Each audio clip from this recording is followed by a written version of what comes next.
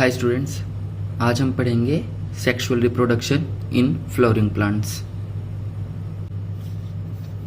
So first of all, what are angiospermic plants? Angiospermic plants, जिसको हिंदी में आवृत्तबीजी पौधे भी कहते हैं, they are basically the plants which has three entities. The one is flower, second is fruit and the third one is seed. यानी वैसे plant जिनमें पहले फ्लावर बनेगा, फिर फ्रूट बनेगा और उसके बाद उसमें सीड का फॉर्मेशन होगा, ऐसे प्लांट्स को क्या कहते हैं? Angiospermic plants.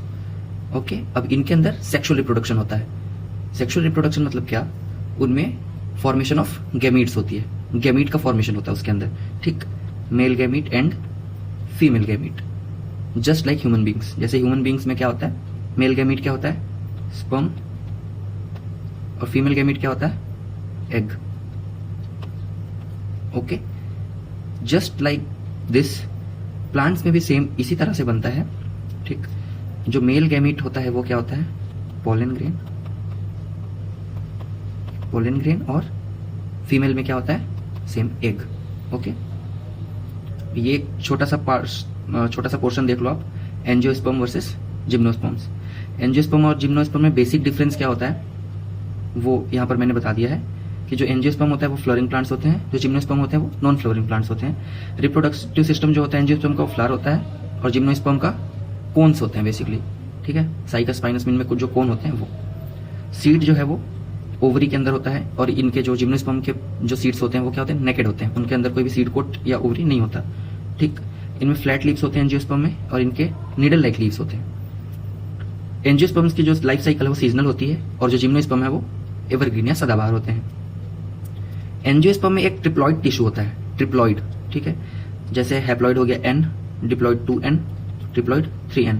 एक ट्रिप्लॉइड टिश्यू होता है जो न्यूट्रिशन प्रोवाइड करता है सीड को। ओके, जिम्नोस्पर्म में ओनली हैप्लॉइड टिश्यू होता है, राइट?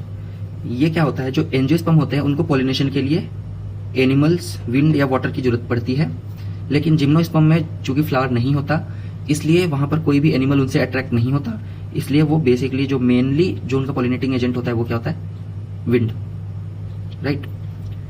एंजियोस्पर्म का जो वुड होता है वो हार्ड होता है और इनका क्या होता है? सॉफ्ट, ठीक है? एग्जांपल्स देख लो, जैसे एप्पल हो गया, व्हीट हो गया, मैपल हो गया, रोज हो गया, वॉलनट हो गया, वगैरह वगैरह। और जिम्नोस्पर्म के क्या होते हैं? पाइन, जिंकॉक, यूव, मतलब, ठीक है?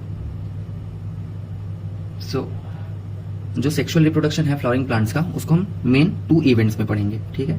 ये तो है पहला event, pre fertilization, that is structures and events. ये है हमारा पहला पोर्शन जिसे आज हम कवर करेंगे।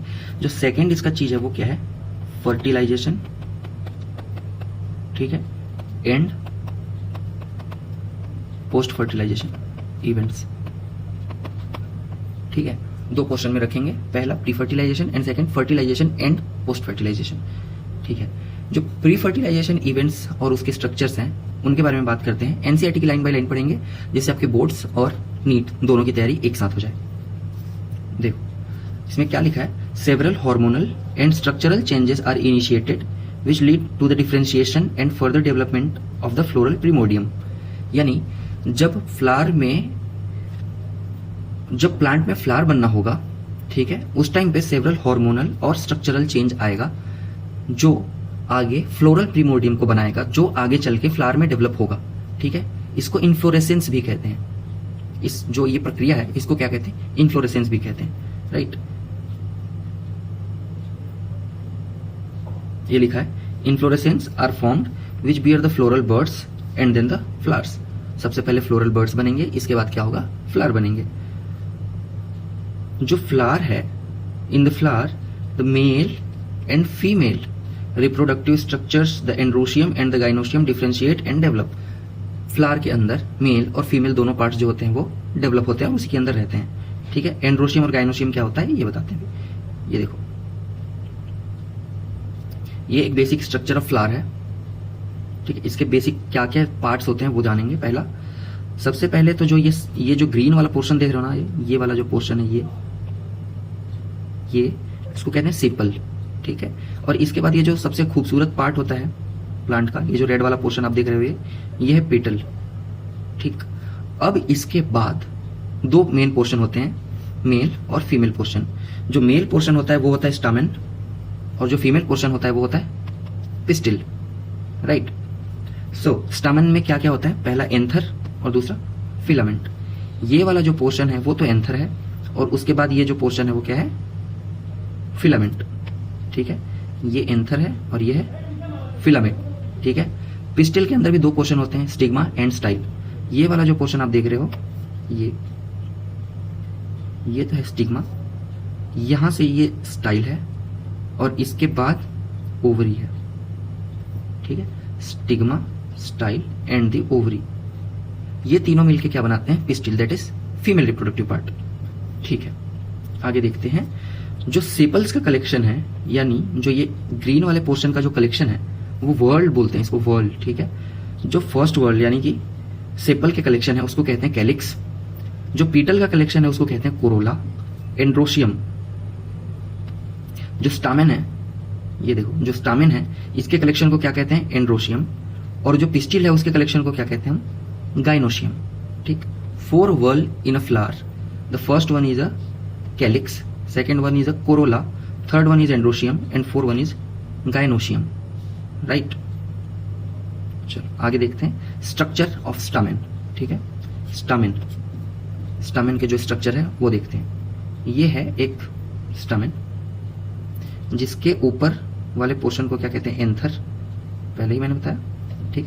और दूसरा जो है उसका फिलामेंट, ठीक है। इसके स्ट्रक्चर को डिटेल में पढ़ेंगे। ये है एक एंथर,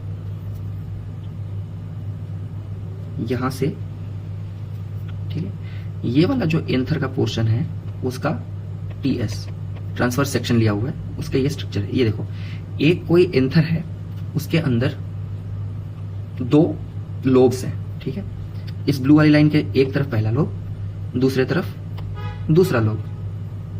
हर लोब में दो थीका है, this one is first theca, this one is second, और दूसरे लोब का ये पहला और ये दूसरा, ठीक है। So anther is the bilobed tetrathecous structure, bilobed tetrathecous structure. और जो हर एक थीका के नीचे ये एक लॉन्गिट्यूडनल लाइन जो मैं ड्रॉ कर रहा हूं, आपको दिख भी रहा है, वो क्या है, line of dehiscence. Line of dehiscence क्या है, जब पोलन ग्रेन्स मैच्योर हो जाएंगे तब यह जो पोलन सैक है यहां से ही फटेगा, और यहां से पोलन ग्रेन्स रिलीज होंगे और किसी पोलिनेटिंग एजेंट के थ्रू स्टिग्मा पे जाके अटैच हो जाएंगे, ठीक है। देखो, there are 2 parts of a typical stamen, the long and slender stalk called filament and the terminal generally bilobed structure that is called anther, ठीक है।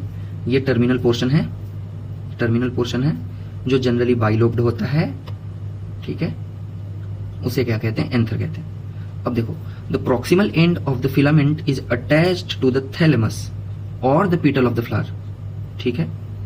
फ्लावर का स्ट्रक्चर देखते हैं, ये देखो, ये जो फ्लावर का स्ट्रक्चर है, तो ये जो क्या कहना चाह रहा है कि ये जो टर्मिनल पोर्शन है, यानी प्रॉक्सिमल पोर्शन जो है, ये वाला पार्ट जो है वो या तो थैलेमस यानी कि इस वाले पोर्शन के साथ अटैच रहेगा, या फिर पेटल के साथ भी अटैच रह सकता है, ठीक है। इतनी सी बात है।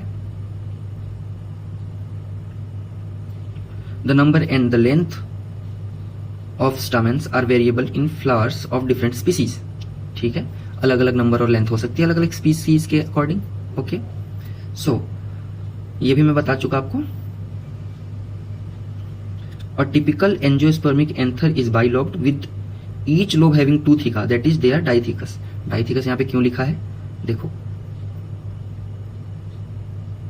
ये अगर कोई एंजियोस्पर्मिक एंथर है, ये इसके 2 लोब हैं और हर लोब के पास 2 थीका है, bilobed and each lobe is डाइथेकस।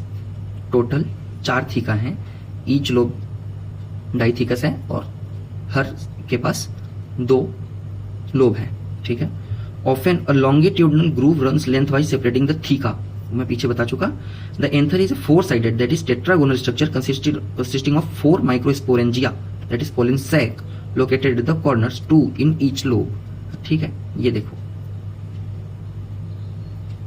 इस वाले डायग्राम में देखो, टेट्रागोनल स्ट्रक्चर आप ऐसे देख लो, ठीक है। ये लोब हो गए, फर्स्ट लोब, सेकंड लोब। ये जो पोलन सैक लिखा हुआ है, यही क्या है, माइक्रोस्पोरेंजिया।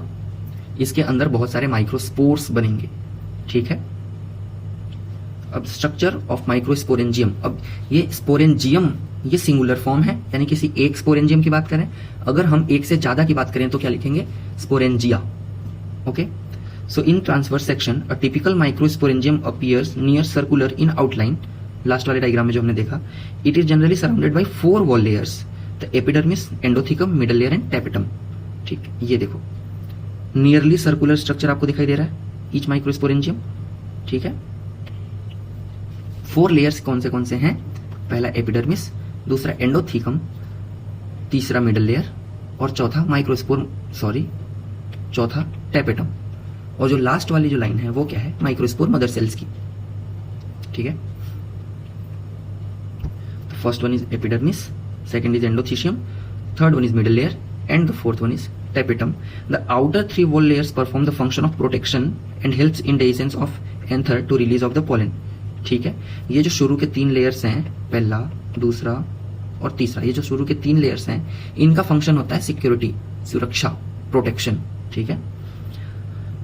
और फिर बाद में यही क्या करते हैं, डेहिसेंस करते हैं और पोलन को रिलीज करते हैं. So the inner most wall layer is tapetum. It nourishes the developing pollen grains. That means tapetum जो लेयर है वो क्या है, एक तरह से नर्स है.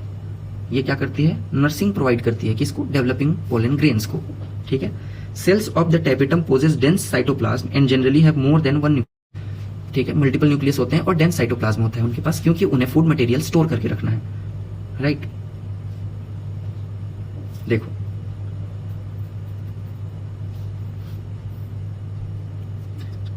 So this one is the structure. ये एक स्टेमेन है, दैट इज एंथर हो गया, ये फिलामेंट हो गया. अब एंथर का ट्रांसवर्स सेक्शन अगर देखें तो bilobed and each lobe has 2 theca.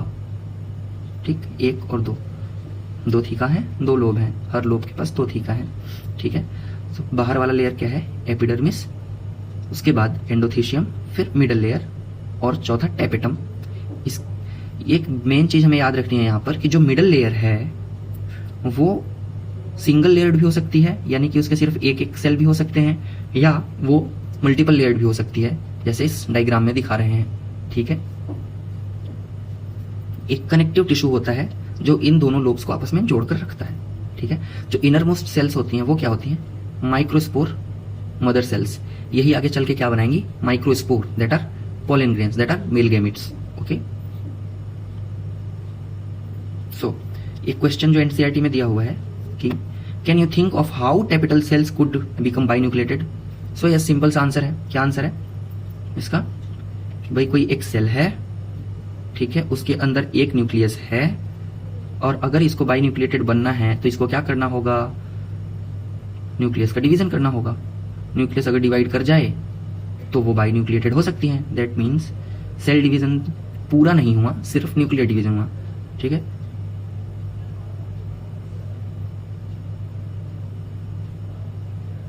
इस प्रोसेस को क्या बोलते हैं, mitosis without cytokinesis.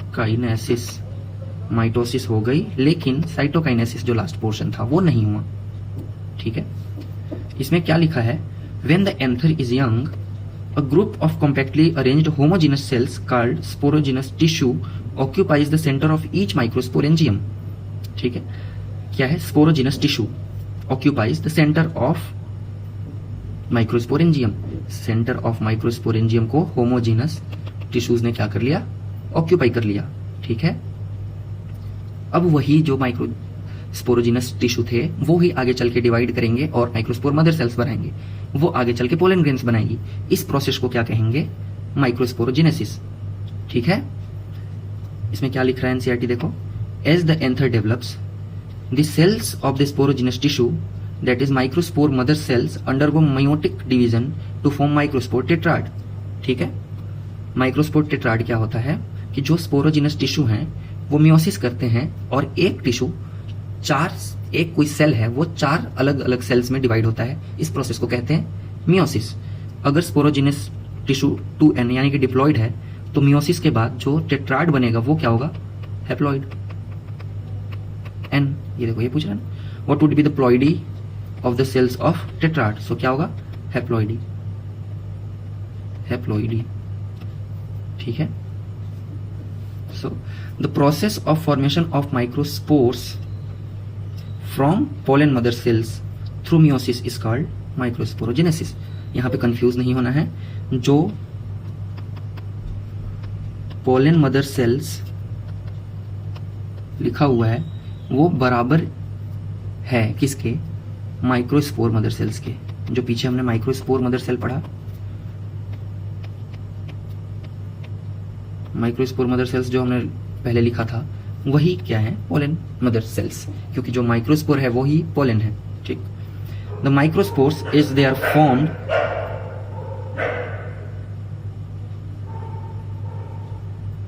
The microspores is they are formed are arranged in a cluster of false cells that is microspore tetrad. यानी एक माइक्रोस्पोर मदर सेल आगे चल के डिवाइड किया और टेट्राड बनाया, जिसे क्या कह रहे हैं? Microspore tetrad, right.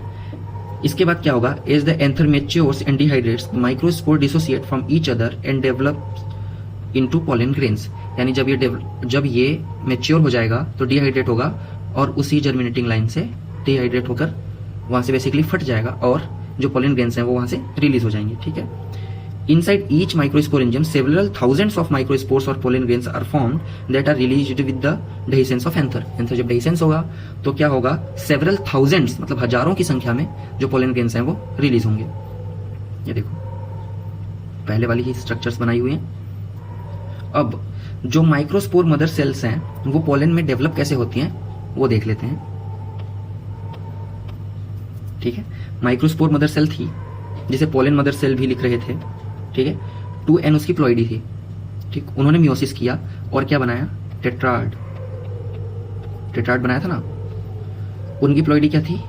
n, ठीक है। ये सारे एक एक सेल हैं, पहला, दूसरा, तीसरा और चौथा। टेट्राड में 4 सेल, ठीक है। वैक्यूल इनके अंदर एक डेवलप होता है, जैसे ये न्यूक्लियस है इस सेल का, ठीक है। ये इस सेल का न्यूक्लियस है, उसके ऊपर ही एक वैक्यूल डेवलप होता है, ठीक है। वैक्यूल डेवलप होने के बाद ये जो सेल्स हैं वो माइटोटिक डिवीजन करती हैं, क्योंकि पहले हैप्लॉइड है, अब मियोसिस हो नहीं सकती, तो ये क्या करती हैं? माइटोसिस करती हैं। जो फर्स्ट माइटोसिस होती है उस टाइम पे यहाँ पे स्पिंडल्स की फॉर्मेशन होती है। ये जो मैंने बनाया है ये स्पिंडल फाइबर्स हैं जो एसिमेट्रिक हैं, ठीक है। एसिमेट्रिक स्पिंडल फाइबर्स का यहाँ पे फॉर्मेशन होता है जो आगे चल के 2 सेल्स में डिवाइड होती है। यानी ये जो एक सेल थी उसके अंदर 2 सेल बन जाती है। जो ये पहली है ये क्या है? वेजिटेटिव सेल की न्यूक्लियस है। ये जो इरेगुलर शेप की आपको ये दिख रही है ये वेजिटेटिव सेल की न्यूक्लियस है, और ये जो दूसरा जो आप देख रहे हो कंप्लीट सेल स्ट्रक्चर ये क्या है? जेनरेटिव। ये है generative cell, sorry not cells but cell, okay. ये है जो पूरा स्ट्रक्चर है ये वेजिटेटिव सेल है, ये उसका साइटोप्लाज्म है और उसके अंदर जनरेटिव सेल फ्लोट कर रही है, ठीक है। यहां तक तो ये माइक्रोस्पोर था, बट अब जो डेवलप हुआ है वो क्या है? पोलन ग्रेन, ठीक है। The pollen grain. So the pollen grain represents the male gametophyte, not gamete but gametophyte. NEET में क्वेश्चन आता है the male gamete in the flowering plants are. Pollen grains उसका आंसर नहीं है, क्योंकि वो आगे चल के फर्दर डिवाइड होता है, उसके बाद मेल गैमीट बनता है, ठीक है। सो पोलन ग्रेन्स के बारे में कुछ जानकारियां एनसीईआरटी ने दी हुई हैं, वो देख लेते हैं। The pollen grains are generally spherical measuring about 25 to 50 micrometres, ठीक है, इन डायमीटर। जो इसका डायमीटर है वो 25 से 50 माइक्रोमीटर होता है, ठीक है। प्रोमिनेंट 2 लेयर्ड वॉल्स होती है इसकी। जो क्या होता है, जो आउटर लेयर जो है इसकी, जो बाहर वाली लेयर है वो क्या है? उसको कहते हैं एक्साइन, और जो अंदर वाली लेयर है उसको क्या कहते हैं? इंटाइन, ठीक है। जो एक्साइन है वो एक स्पेशल केमिकल का बना होता है जिसका नाम है स्पोरोपोलेनिन, ठीक है, जो अभी तक की जानकारी में मोस्ट रेजिस्टेंट ऑर्गेनिक मटेरियल है। अगर क्वेश्चन आया कि most resistant organic material in the world, तो उसका आंसर क्या होगा? स्पोरोपोलेनिन, ठीक है। It can withstand high temperature and strong acid and alkali, ठीक है। कोई भी हाई टेम्परेचर हो, प्रेशर हो, स्ट्रॉन्ग एसिड हो, चाहे स्ट्रॉन्ग एल्कली हो, उसको वे विथस्टैंड कर सकते हैं, कोई असर नहीं होता है। ठीक, आज तक ऐसा कोई एंजाइम हमें पता नहीं चला है जो क्या कर सके, डिग्रेड कर सके स्पोरोपोलेनिन को। इतना स्ट्रॉन्ग मटेरियल है ये। ठीक है, pollen grain exine has prominent aperture called germ pore where sporopollenin is absent. अब इस पोलन ग्रेन को हमेशा तो सुरक्षित नहीं रहना, कहीं से तो एक जो जनरेटिव सेल है वो बाहर आएगा, मेल गैमीट बनेगा तो ही रिप्रोडक्शन होगी। तो कहीं पर एग्जाइन में एक जगह स्पोरोपोलेनिन एब्सेंट होता है। ठीक है, एक या दो जगह पर स्पोरोपोलेनिन एब्सेंट होगा जिसका नाम होगा जर्म पोर। ठीक है, जनन छिद्र, जर्म पोर। ठीक है, अब ये देखो, ये जो स्ट्रक्चर बनाया हुआ है, ये जो बड़ी वाली सेल है, ये मतलब ये जो पूरी एक सेल है उसके अंदर ये जो बड़ा न्यूक्लियस है वो तो है वेजिटेटिव सेल। ठीक है, और ये जो अंदर वाली छोटी सी जो एक सेल दिख रही है ये है जनरेटिव सेल। ठीक है, यही आगे चल के मेल गैमीट बनाएगा। ठीक है, pollen grains are well preserved as fossils because the presence of sporopollenin. ठीक है, स्पोरोपोलेनिन प्रेजेंट है तो ये डिग्रेड नहीं होता है, रेजिस्ट कर जाता है कोई भी temperature, pressure, acid, base, alkali, कुछ भी, तो फॉसिल्स के रूप में प्रिजर्व रह जाता है ये। ठीक है, जब पोलन ग्रेन मेच्योर हो जाता है तो उसके पास 2 सेल्स होती हैं, the vegetative cell and the generative cell. ये मैं आपको बता चुका। ठीक है, द वेजिटेटिव सेल जो होता है वो बिगर होता है और उसके पास अबंडेंट फूड रिजर्व होता है, क्योंकि जनरेटिव सेल को कौन फूड प्रोवाइड करेगा, यही वेजिटेटिव सेल, इसलिए उसके पास डेंस साइटोप्लाज्म और इरेगुलरली शेप्ड न्यूक्लियस होता है। ठीक, the generative cell is small and floats in the cytoplasm of vegetative cell. ठीक है, it is spindle shaped with dense cytoplasm and a nucleus, right? In over 60% of the angiosperm, pollen grains are shed at this 2 cell stage. ठीक है, ये जो 60% जो angiosperm है उनमें इसी 2 सेल स्टेज में जो पोलन ग्रेन है वो शेड होता है। बाकी के 40% एंजियोस्पर्म्स में क्या होता है वो हम आगे जाके बात करेंगे। ठीक है, जो पोलन ग्रेन है वो अलग अलग स्पीसीज के जो पोलन ग्रेन्स हैं वो सेवरल एलर्जीज कॉज करवाते हैं बहुत लोगों में। ठीक है, जो ब्रोंकियल एफ्लिक्शन और क्या होता है chronic respiratory disorder like asthma and bronchitis etcetera. Asthma और ब्रोंकाइटिस कॉज करवा सकते हैं पोलन ग्रेन्स, किसी में, सब में नहीं बट किसी में। ठीक है, pollen grains are rich in nutrients, क्योंकि इनको आगे फीमेल फ्लावर तक जाना है, आगे जाके रिप्रोड्यूस करना है एक नया प्लांट, तो इनके पास सेवरल फूड रिजर्व होता है। तो आजकल ये फैशन बन गया है, it has become a fashion in recent year to use pollen tablets as a food supplement. Food supplement लेने के लिए आजकल क्या हो रहा है, पोलन टैबलेट्स आ रहे हैं। ठीक, in western countries a large number of pollen products in the form of tablets and syrup are available in the market. ठीक है, pollen consumption has been claimed to increase the performance of athlete and race horse. ठीक है, अगर high nutrients हैं तो वो performance increase कर देंगे, it's okay. So when once they are shed, pollen grains have to land on the stigma before they lose viability and they have to bring out fertilization. अब जब वहां से shade हुआ पोलन ग्रेन तो जब तक उसकी वायबिलिटी है उसके पहले उसको स्टिग्मा पर पहुंचना है, और स्टिग्मा पर पहुंचने के बाद उसके जनरेटिव सेल ने डिवाइड करनी है और फर्टिलाइजेशन करना है। ठीक है, तो ये है how long do you think the pollen grains retain viability, few hours to several years. ठीक है, few hours to several years, बहुत लंबी हो सकती है, स्पीसीज टू स्पीसीज वेरी करती है। So it is possible to store pollen grains in a large number of species for the years in new liquid nitrogen at -196 degree Celsius. ठीक है, such stored pollens can be used as a pollen banks similar to seed bank in crop breeding programs. ठीक है, जैसे seed bank होते हैं वैसे ही आजकल pollen bank हैं जो पोलन को स्टोर करके रखते हैं। ठीक है, यहां पर हमने pollen grains microspore mother cell से पोलन ग्रेन तक बना लिया है, यानी मेल गैमीट हमारे पास आ चुका है, मेल गैमीटोफाइट हमारे पास आ चुका है। अब अगली वीडियो में हम बात करेंगे कि फीमेल गैमीटोफाइट कैसे बनती है और उसके क्या क्या फंक्शंस होते हैं। तब तक के लिए stay tuned to our channel. Thank you.